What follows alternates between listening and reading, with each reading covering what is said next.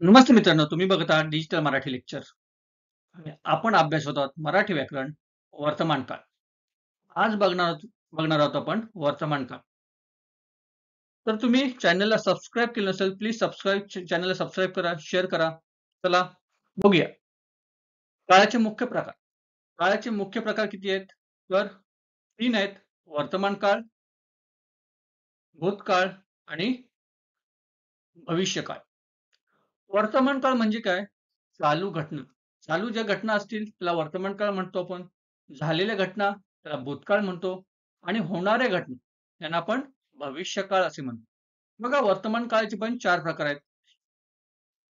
वर्तमान काळचे 4 उपप्रकार आहेत किंवा 4 उपप्रकार पडतात. त्यातील पहिला बघूया.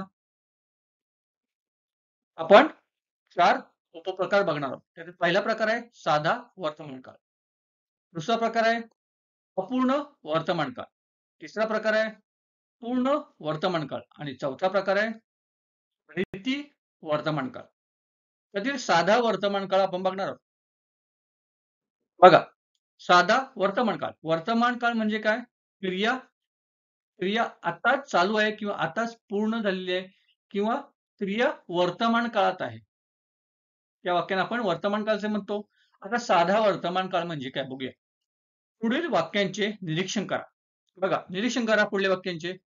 रमाकांत गाणे ऐकतो. पहिलं वाक्य आहे रमाकांत गाणे ऐकतो. दुसरं वाक्य बघा आहे दादा सायकल चालवतो. आणि तिसरं वाक्य आहे पक्षी किलबिल करतात. यामध्ये क्रियापद कोणते आहे? तर ऐकतो हे क्रियापद आहे. चालवतो हा क्रियापद आहे आणि करतात हे क्रियापद आहे. बरोबर आहे? तर बघा वरील सर्व वाक्य वर्तमान काळात घडतात. वरील सर्व वाक्य ही वर्तमान काळात घडतात. म्हणून वरील सर्व वाक्यात साधा वर्तमान काळ आहे. बघा, आपल्याला जेव्हा वाक्य दिले असेल, तेव्हा आपल्याला कळत नाही, की हा पूर्ण आहे, की अपूर्ण आहे किंवा रीतिवाचक आहे. पण तो वर्तमान काळात जर असेल वाक्य, तर तो साधा वर्तमान काळ असतो. बघा पुढला आपण प्रकार बघूया. अपूर्ण वर्तमान काळ. बरोबर आहे? पुढील वाक्यांचे निरीक्षण करा. बघा, वाक्य कोणती आहेत? पूनम अभ्यास करत आहे. दुसरं वाक्य आहे आई भाजी चिरत आहे. आणि तिसरं वाक्य आहे मुले क्रीडांगणावर खेळत आहेत. हे तिन्ही वाक्य तुम्ही बघितले तर यातले क्रियापद तुम्ही ओळखा पहिले. क्रियापद ओळखा. तर करत आहे हे क्रियापद आहे. चिरत आहे हे क्रियापद आहे आणि खेळत आहे हे क्रियापद आहे. म्हणजे हे क्रिया करत आहे. करण्याची पुन्हा अभ्यास करण्याची क्रिया करत आहे. आई भाजी चिरण्याची क्रिया करत आहे. तर मुले क्रीडांगणावर खेळण्याची क्रिया करत आहेत. आणि ह्या तिन्ही क्रिया बघा, ह्या तिन्ही क्रिया चालू आहेत. म्हणजे पूर्ण झालेल्या नाहीत. ह्या हे गोष्ट चालू आहे. जेव्हा कुठली गोष्ट पूर्ण झालेली नसेल, अपूर्ण असेल, तेव्हा त्यांना अपूर्ण वर्तमान काळ असे म्हणतो. वरील वाक्यात अभ्यास करण्याची, भाजी चिरण्याची, क्रीडांगणावर खेळण्याची क्रिया अजून अपूर्ण असल्यामुळे हा पूर्ण वर्तमान काळ आहे. दोन्ही समजले तुम्हाला? साधा वर्तमान काळ काय आहे आणि अपूर्ण वर्तमान काळ काय आहे? आता आपण बघणार आहोत पूर्ण वर्तमान काळ. बघा, पूर्ण वर्तमान काळ बघूया. बघा, वाक्य वाचाल. पुढील वाक्यांचे निरीक्षण करा. पहिलं वाक्य बघा, माझ्या आईने गाणे गायले आहे. माझ्या ताईने गाणे गायले आहे. दुसरं वाक्य आहे सूर्य पश्चिमेला मावळला आहे. तिसरं वाक्य आहे संजय घरी पोहोचला आहे. आता तिन्ही वाक्य तुम्ही बघा. चला, तिन्ही वाक्य वाचलीत तुम्ही तर गायले आहे, मावळला आहे, पोहोचला आहे ह्या क्रिया आहे. बरोबर आहे? आणि ह्या क्रिया पूर्ण झाल्या आहे. आईचे गाणे पूर्ण झालेले आहे. सूर्य पश्चिमेला मावळला आहे. पूर्ण झालेला आहे. मावळणं ही क्रिया पूर्ण झालेली आहे. संजय घरी पोहोचला आहे. पोहोचण्याची क्रिया ही पूर्ण झालेली आहे. ह्या तिन्ही बघा, तिन्ही वाक्यात काय झालेलं आहे? तिन्ही वाक्य वर्तमान काळात असून त्यांची क्रिया पूर्ण झालेली आहे. म्हणून यांना आपण पूर्ण वर्तमान काळ असे म्हणू.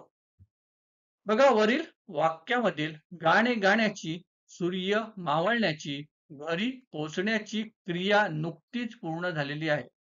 म्हणून हा पूर्ण वर्तमान काळ होय.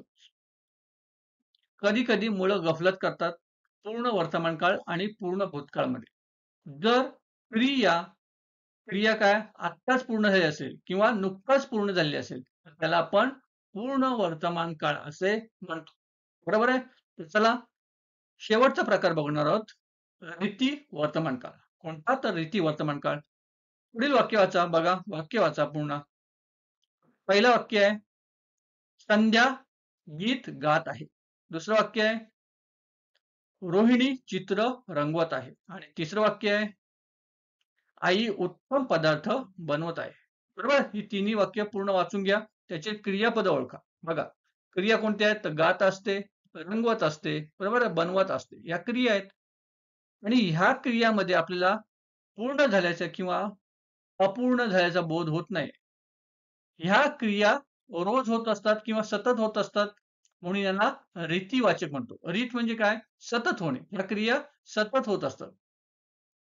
संध्या रोज संध्याकाळी गात असते. बरं, संध्या गीत गात असते, रोज गात असते. रोहिणी चित्र रंगवत असते, बरोबर आहे. आणि आई उत्तम पदार्थ बनवत असते.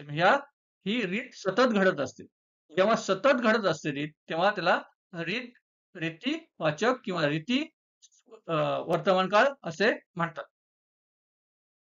वरील क्रियापदावरून गाण्याची, चित्र रंगवण्याची, पदार्थ बनवण्याची क्रिया सतत आणि नेहमी घडण्याची रीत प्रथा आहे असा अर्थ व्यक्त होतो. म्हणून त्याला रीती वर्तमान काळ म्हणतात. बघा तुम्हाला समजले असेल की चारही प्रकार समजले असतील. कुठले कुठले प्रकार बघितले? साधा वर्तमान काळ, अपूर्ण वर्तमान काळ, पूर्ण वर्तमान काळ आणि रीती वर्तमान काळ. काही उदाहरणे आपण बघूया. चला त्यात काही उदाहरणं दिली आहेत ती अपूर्ण किंवा पूर्ण किंवा साध्यामध्ये दिली आहेत. आता आपल्याला पहिलं वाक्य बघूया. आजी भाजी विकत आहे. हा वाक्य अपूर्ण वर्तमान काळात आहे. आपल्याला साधा आणि पूर्ण वर्तमान काळात त्याचे रूपांतरित करायला लागेल. आजी भाजी विकत आहे. त्याचा साधा वर्तमान काळ काय होणार बघा. आजी भाजी विकते. आजी भाजी विकते. आता पूर्ण वर्तमान काळ काय होणार त्याचा. आजी भाजी विकली आहे. आजीने भाजी विकली आहे. त्याचा पूर्ण वर्तमान काळ आहे. आता सोनारने दागिने घडवला आहे. सोनारने दागिना घडवला आहे. हे पूर्ण वर्तमान काळात वाक्य आहे. तर आपण साध्या वर्तमान काळात करूया. बघूया. सोनार दागिने घडवतो. सोनार दागिने घडवतो. अपूर्ण बघूया. सोनार दागिना घडवत आहे.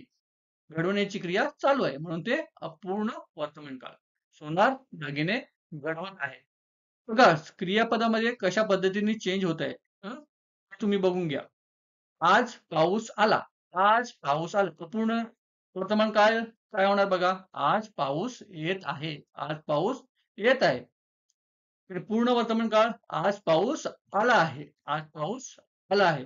चौथं वाक्य बघूया. अजय सहलीला जात आहे. अजय सहलीला जात आहे. साधं वर्तमान काळ काय होणार बघा. अजय सहलीला जातो. अजय सहलीला जातो. आणि पूर्ण वर्तमान काळ अजय सहलीला गेला आहे. अजय सहलीला गेला आहे.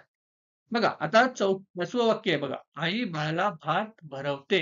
आई बाळाला भात भरवते. बघू आपण करून बघूया. आई अपूर्ण वर्तमान काळात करा. आई बाळाला भात भरवत आहे. बरोबर आहे. आई बाळाला भात भरवत आहे. आता पूर्ण वर्तमान काळ काय होणार बघा. आई बाळाला भात भरवते. पूर्ण वर्तमान काळ काय होणार. आईने बाळाला भात भरविले. बरोबर आहे. आईने बाळाला भात भरविले किंवा आईने बाळाला भात भरविलं आहे. बरोबर आहे. मला समजलं. आता आपण काय शिकवलं. साधा वर्तमान काळ, अपूर्ण वर्तमान किंवा पूर्ण वर्तमान काळ किंवा रीतीवाचक वर्तमान काळ. आपण आज शिकलो वर्तमान काळ शिकलो. पुढल्या लेक्चरमध्ये व्याख्यानामध्ये आपण काय शिकणार आहोत. भूतकाळ शिकणार आहोत. बघा भूतकाळाचे प्रकार शिकणार आहोत. तुम्हाला आपला लेक्चर व्याख्यान कसा वाटला. जर आवडला असेल तर चॅनलला शेअर, सबस्क्राईब आणि लाईक, शेअर आणि सबस्क्राईब करायला विसरू नका. तेव्हापर्यंत नमस्कार.